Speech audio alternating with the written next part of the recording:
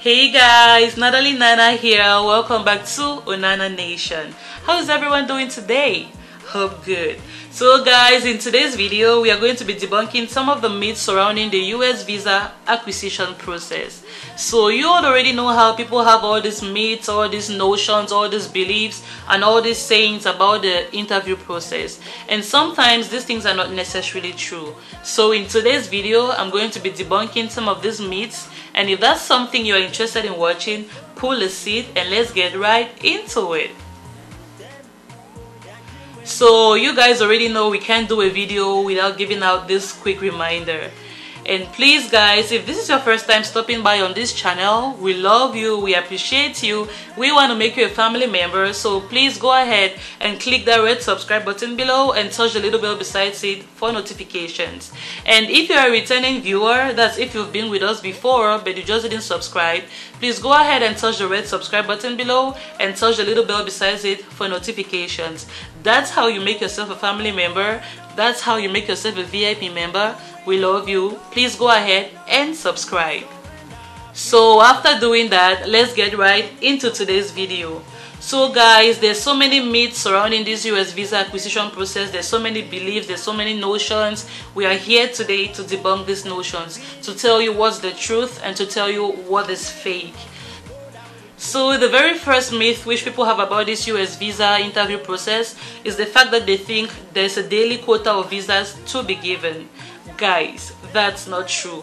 There's no daily quota of visas to be met. There's no daily number whereby where they get there they can't exceed it anymore, so anybody who comes after that gets a no. That's not true.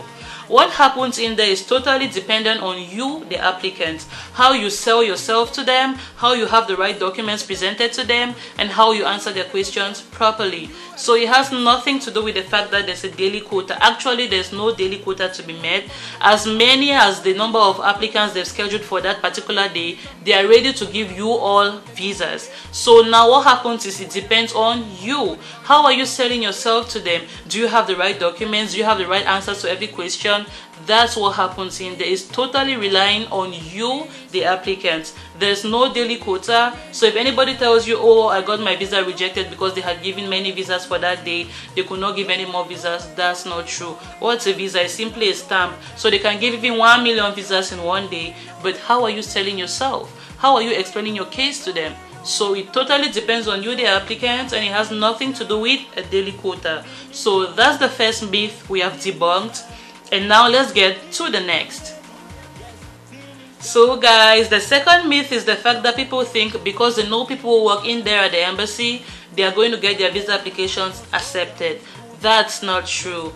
First of all, you can know somebody who works at the embassy and on the day of your visa interview, they are not on duty. And even if they're on duty, you are not guaranteed they are going to be the ones to handle your case.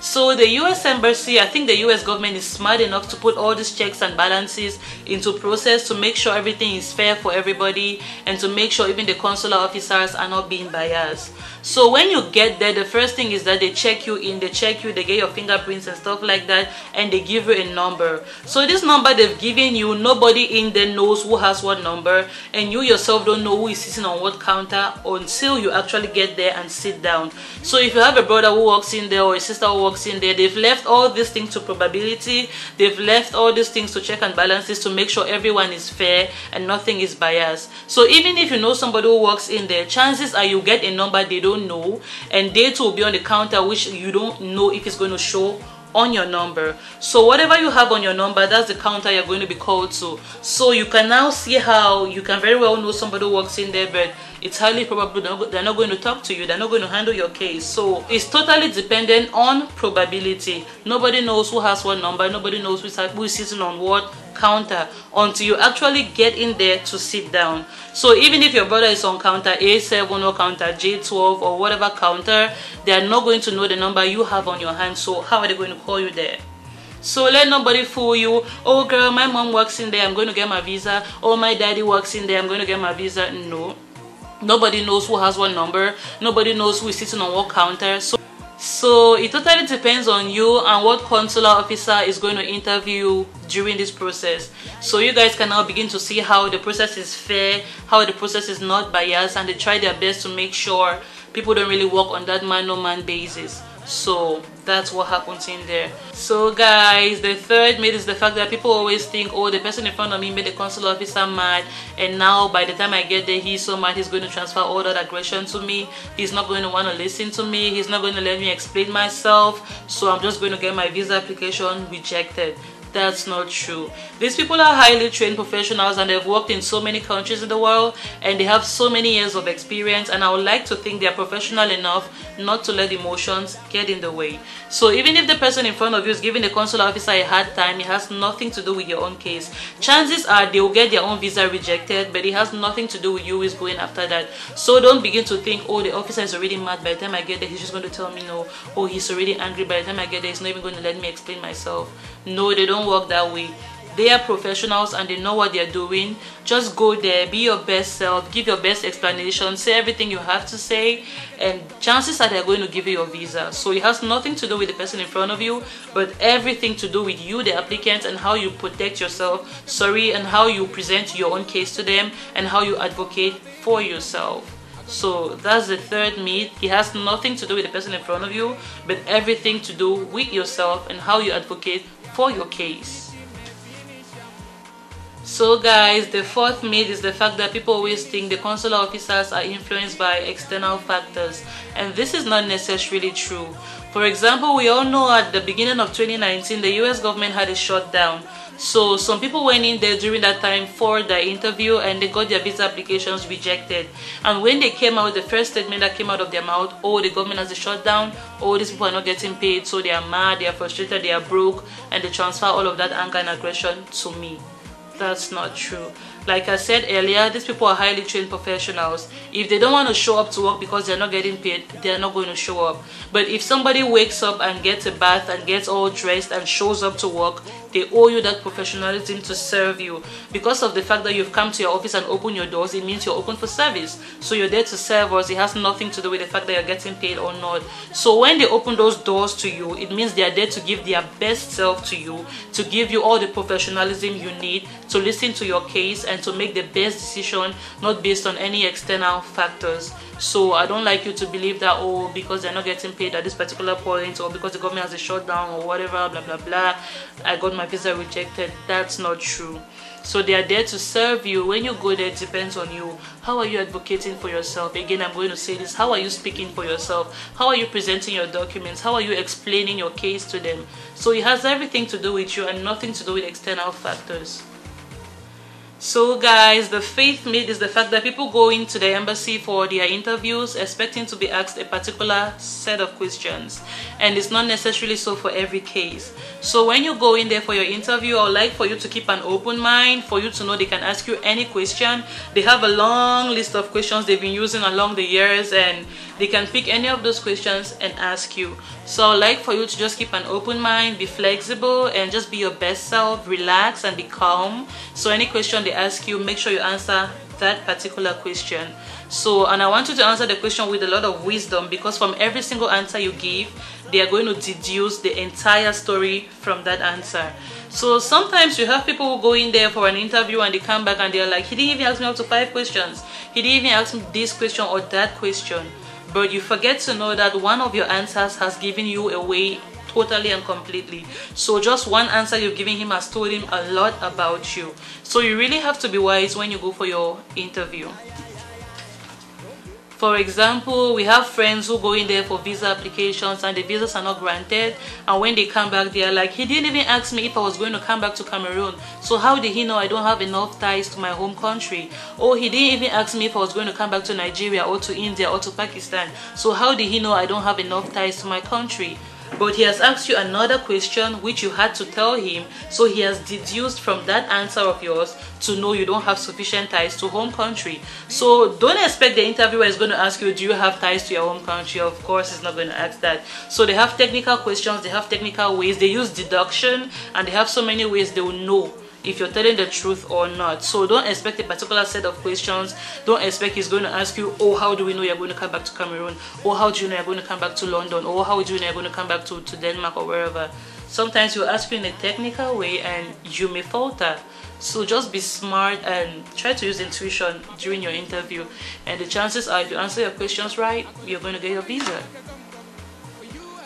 So don't go in there expecting the interviewer to ask you very simple questions.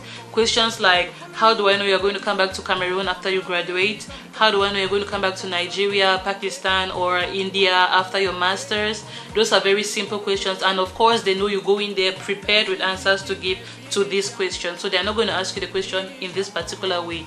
They're going to ask you in another way, which if you're not smart enough, you will not know that's the question they're asking you.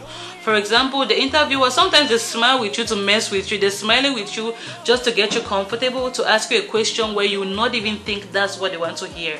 So they'll ask you something like, tell me about yourself. And then you go rambling, or I'm Susan, I'm 18, or I'm Irene, I'm 25, I have a bachelor's degree in law, I have a master's in political science, I graduated in 2000 and this, blah blah blah. And good, that's who you are, but that's not all he wants to hear. That's where he wants you to sell yourself to him. So after you've given him all your academic profile and stuff like that, you may be surprised at the end of the day you don't get your visa, and you'll be like, what? He didn't give me the visa, and the reason he cited was, I don't have enough ties to my home country. How does he know I don't have enough ties to my home country? So you were expecting him to ask you directly, do you have ties to your home country? He's not going to ask you that. That question he asked you, tell me about yourself, that's how you were supposed to sell yourself. After giving him your academic profile, you have to now launch into your private life, your family life. So after you've given him your academic profile, or you do your professional profile and stuff like that, that's the perfect opportunity to add a little bit of seasoning about your private life, your family life. So this is where you now tell him, even though he has not asked, this is where you now tell him, oh, I'm a mom of 2, or I just recently got engaged on the 14th of February. These are pictures from my engagement night. You show him all of those, and you're telling him now, my fiance and I plan to get married in 3 years time. So you're indirectly sowing that seed at the back of his mind that you have family back home. You have 2 kids, and you're not just going to run away to the US and forget your kids in your home country. You have a fiance who is planning to get married to you in 3 years time, so you obviously have to come back. Or you're living with your grandma, and you're the eldest granddaughter, and you're the one who's been taking care of grandma, so you're definitely not just going to run to the US and forget grandma back home. So that's the opportunity for you to sell yourself. Don't go in there expecting to be asked, how do I know you're going to come back to Cameroon? When he asks you, tell me about yourself, talk about your academic life, talk about your family life. That's how you sell yourself. And that's a very important point which I like for us to notice. When you go in there, don't expect to be asked a particular set of questions. They can flip the question and ask you in another way, and just be smart enough to know when to insert your truths. For example, he'll ask you, who are you here with today, or who brought you to the embassy today? And you can be like, I came here with mom and dad, my daddy drove me here, actually they're in the car waiting for me outside, my mom, my baby sister, my junior brother, they're all in the car outside waiting for me.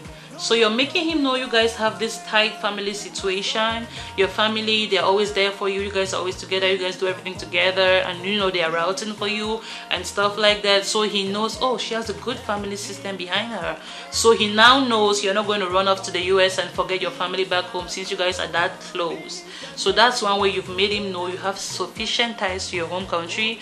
And he now knows, oh wow, this one is not just going to run away, she's going to come back. She's got family rooting for her, she's got family she's close to. So I definitely think she's going to come back, and chances are you're going to get your visa approved. So don't go in there expecting to be asked, how do I know you're going to come back? They're never going to ask you that way. They're going to ask you in very little ways. So just know when to insert your truth. Make sure you're telling the truth, because they have so many ways to know when you're lying. So you want to make sure you stick to your truth. Tell them the truth, because they're going to ask you the same question in so many different ways. And when they flip these questions and you keep falling at every twist and turn, they know you're a liar and you're really not helping your case. So speak the truth, because even when they twist the question, be sure to know that you will land on the same answer. So the truth helps always. Make sure you speak the truth, and chances are you're going to get your visa. So guys, we are coming to the end of this video. These are the first 5 myths I would like for us to debunk today. As time unfolds, we're going to be debunking so many other myths, but for today I just wanted you guys to know that your case depends totally on you, and how you advocate for yourself, and how you speak for yourself, and how you explain your case to them. So it has nothing to do with the fact that people think there's a daily quota, or the fact that you know somebody who works at the embassy, or because the US government is shut down they're not getting paid, or blah blah blah. Don't listen to all those myths. Those things are not necessarily true. Your case highly depends on you, the applicant, and how you speak for yourself, how you sell yourself to them. So thank you all for watching. We've come to the end of today's video, guys. I hope you learned something new. Please, if you've not subscribed, click on the red subscribe button below and touch the little bell beside it for notifications. So it's peace out from this end. See you guys in the next video. Goodbye.